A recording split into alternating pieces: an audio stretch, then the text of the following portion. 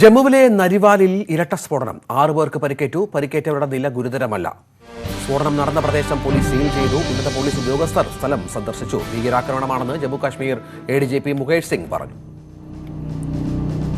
മനു ഭരത് ചേരുന്നു. മനു, എന്താണ് സംഭവിച്ചത്? ഈ മേഖല നേരത്തെ ഇത്തരം സംഭവങ്ങൾ നടന്ന പ്രദേശമാണോ? ഈ കഴിഞ്ഞ ദിവസം തൊട്ട് ജമ്മുവിൽ വലിയ സുരക്ഷാ സംവിധാനം ഏർപ്പെടുത്തുകയായിരുന്നു. 2 പ്രധാന കാര്യങ്ങൾ മുൻനിർത്തിയാണ് ഈ സുരക്ഷാ സംവിധാനം ഏർപ്പെടുത്തിയത്. ഒന്ന്, ജനുവരി 26മായി ബന്ധപ്പെട്ടുള്ള റിപ്പബ്ലിക് ദിന വരുന്നു. ഒപ്പം തന്നെ രാഹുൽ ഗാന്ധിയുടെ ഭാരത് ജോഡോ യാത്ര ജമ്മുവിൽ ഉണ്ട്. 23-ാം തീയതി അവിടെ പബ്ലിക് റാലിയിൽ രാഹുൽ ഗാന്ധി സംസാരിക്കേണ്ടതുമാണ്. ഈ ഘട്ടത്തിൽ വലിയ സുരക്ഷാ സംവിധാനം ഒരുക്കുന്നതിന് ഇടയിലാണ് ഒരു സ്ഫോടനം ഉണ്ടായിട്ടുള്ളത്. ഏതായാലും ഇതിനു പിന്നിൽ രാഷ്ട്രവിരുദ്ധ താല്പര്യങ്ങളാണ് ഉള്ളത് എന്ന് വ്യക്തമായിട്ടുണ്ട്. പ്രദേശം മുഴുവൻ സീൽ ചെയ്തിരിക്കുന്നു. ആളുകളെ പെട്ടെന്ന് തന്നെ ഈ പരിക്കേറ്റ 6ഓളം പേർക്ക് പരിക്കേറ്റിട്ടുണ്ട്. അവരെ പെട്ടെന്ന് തന്നെ ആശുപത്രിയിലേക്ക് മാറ്റുകയും ചെയ്തിട്ടുണ്ട്.